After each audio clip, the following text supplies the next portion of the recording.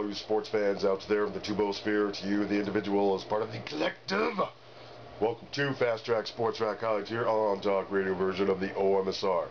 I am your brief but concise host, Will, the alternative ESPN Sports Thrill. Always do a little show like this to let you know the clip order coming up and the whys and wherefores. Get a significantly longer highlights reel that way. Plus, quickie sport rant of the segment. Why? That's all due to the fabulous OMSR sponsor view in the DMCA. So many thanks to it and all the goodies it covers. All the video highlights courtesy to ESPN and the respective universities profiled. Little shout out to the NCAA, everything else to the OMSR. The wherefores. Talk briefly and concisely about the Big West tournament, partner. Way out Big West. Pacific Coast ways down yonder, out here on the West Coast, with regard to Cal Poly from San Luis Obispo, beautiful part of the country, versus Cal State Northridge, otherwise known as Csun around here. That's just a little bit north of the OMSR, where Reggie Theus is now coaching. Good stuff. It's that time of year again where the OMSR covers a lot of mid-major tournaments because those who punch their ticket go to the big dance. Now, I don't want to ruin the movie for you, but I kind of got to. This has been the year of, you're going to see many schools who haven't been in X amount of years or never before. And in this case, you're talking about Cal Poly with a losing record to boot. So, congrats to them. You're going to have to get your act together, though. Lucky to pull that one out. So, second half highlights coming up. I was at the on-site commentator team, walk us through, the first half highlights. Leaves enough time to focus on the second half. Due to the aforementioned sponsor, there's just not enough time to bring in the whole game. However, I will say, on the quickie sport rant of the segment, tell your buds before they fill out their brackets to come to the OMSR, because you're going to see a lot of schools you haven't heard of, ever, maybe. You don't watch as much college ball as yours truly, the OMSR. I haven't watched college ball since, I was in single digits, age-wise, 34 years, both watching and playing. Kind of obsessed over this. This is the platform flagship category of the OMSR. So tell them to come here, because, again, you're going to see some schools. It's like, huh? Who? When? You're not going to know how to fill out your bracket unless you come here and see some of these mid-major tournaments. And that's the idea. I try to bring it, not just highlights, but a feel for the game. You can see the ebb and flow both on offense and defense. At least that's what I try to do. Alright, so that's how it rolls here. Thanks for watching. No silly DUIs while you're out there. Roll clips. You're watching Championship Week presented by Dick's Sporting Goods.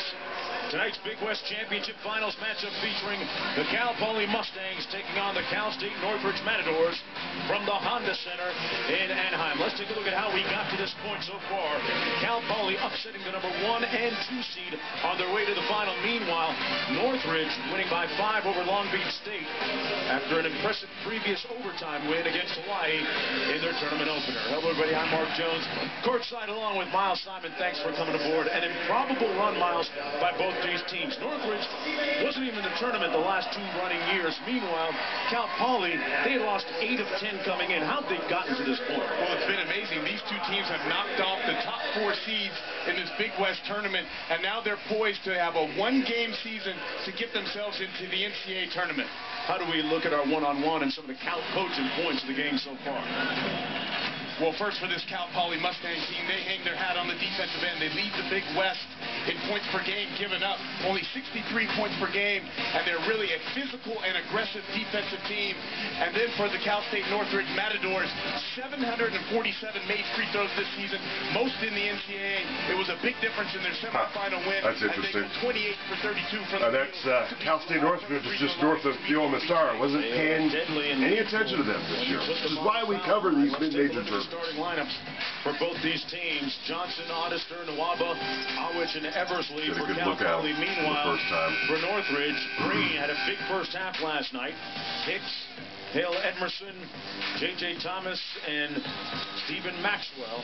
Joe Valero, the fifth-year head coach, trying to get his school to its first ever appearance in the NCAA Anderson tournament. Cooper's doppelganger. In the midst of their best four-year run in some 41 years. Meanwhile, Reggie Theus, in his first year as head coach, and boy, what a story he is. 17 and 17, basically with the same cast of players from a season ago. The former NBA veteran head coach at New Mexico State and assistant under Rick Pitino at Louisville has his program poised and ready to make some huge headlines, not only tonight, but in the future. And there's a look at one of their key cogs, Josh Green, with a big night at halftime. The Matadors leading the Mustangs 29-25. One of these teams 20 minutes away from making an appearance in the NCAA tournament. For the Mustangs, it would be their first ever. For the Matadors, first in 4 years. Mark Jones courtside along with Miles Simon.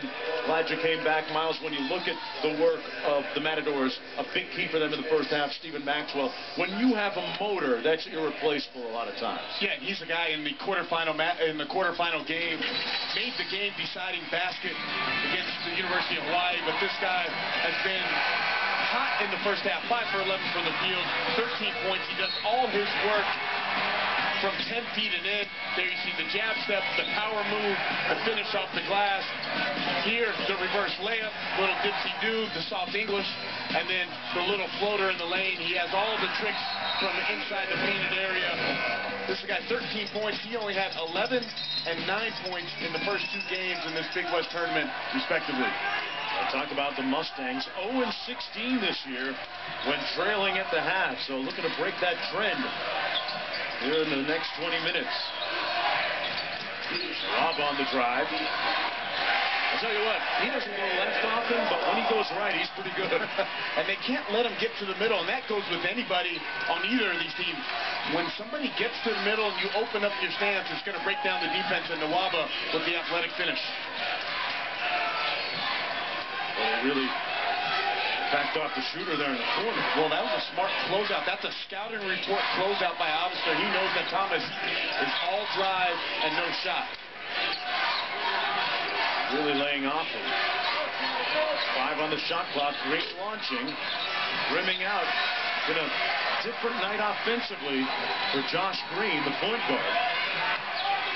Big night last night in the first half at 19 points, but not as much here. Well, the second and third leading scorers, Green and Hicks, score combined 3 for 14 in the first half. And they don't need him to pace himself. You get plenty of rest after tonight's game. Parks with a wild miss. And J.J. Thomas with the stick back makes it a 2-point game. The offensive glass has been key for the Northridge Matadors, as we highlighted earlier in the first half. And J.J. Thomas, the transfer from Louisiana Lafayette, cleaned it up. Nice ball fake. Eversley got it and draws the foul against Maxwell. You know, I had a chance to spend some time with Eversley, a little bit of shoot around yesterday, and I asked him what he remembered most about last year's conference tournament. Says, Mark, no doubt it was that last-second loss against Pacific now in the West Coast Conference, who ended up winning this championship tournament last year, and said that they lost on a last-second tip, and he remembers that from now on, every game this year, I got to remember we have to play the full 40 minutes, not just 39 minutes and 59 seconds. And I think he's the guy that keys all that for this team. It's his last go-around. He's a senior from Chicago, transfer from Rice. But as you noted earlier today, the team came over here for shoot-around with no coaches, no assistant coaches, and they were a very focused group, getting stretched, getting shots in, and that starts with Eversley. Eversley with that inspiring speech to them at the end of it all. 12 minutes to go. One of these teams going to go to the NCAA tournament. Mustangs trying to go for the first time. Tough move by Thomas. I was talking about, and you were mentioning Stephen Hicks having to be more aggressive, and how the team has heard Coach Theus talk to Hicks about being more aggressive. And Green said to Coach Theus, Coach, how come you don't tell me to do that? I said, hey, no, you shoot enough. It's okay. Maxwell put it on spin cycle. Wow. Bucket. And the 2-point lead for the Matadors. Defensively, you can't leave Maxwell in a one-on-one situation. His first step too quick. And then the spin and the soft touches, he's able to get to his strong hand. Eversley with a little get back. And we're knotted at 45. He has 18. The senior coming alive. Green calls out the set. I want to go back to Maxwell against Gordon. Green, little weak side pin down for Hicks, and he knocks it down. And see, what I like about what Hicks did right there, when he received that screen, he's only about a 33% three-point shooter. Takes less than 1 3 a game, so he spots up inside of the three-point line. But Gordon posting up big on the block. They never got it to him. Love cross court to Shipley. Oddister to Eversley. Good matchup for Eversley. And he stepped out of bounds. Another turnover by the Mustangs. Edmondson coolly knocks it down. Doing a nice job here down the stretch at the free throw line.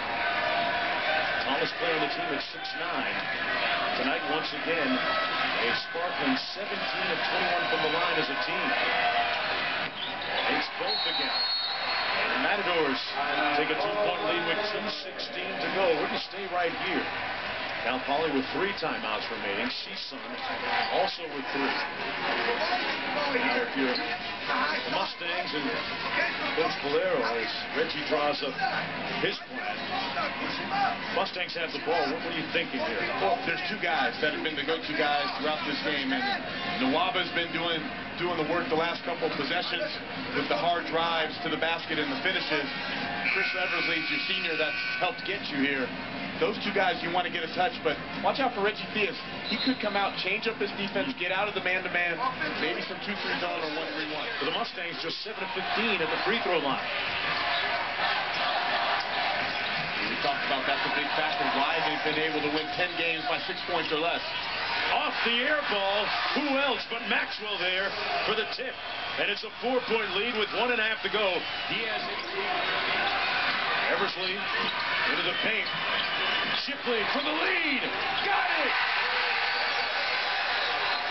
Rich Shipley. Off the screen. The jumper. Offensive foul. Wow! Emerson called for the offensive foul. And that's his 5th. And I'm shocked that Josh Green, Stephen Hicks, or Stephen Maxwell didn't get a touch. Emerson drives. Yep. Gordon slides over, takes it to his chest. Should have taken one less step. He misses it. They got to go with it. They needed 2. They got to get it off. They won't get it off. Ball game. The Mustangs go to the NCAA tournament for the first time.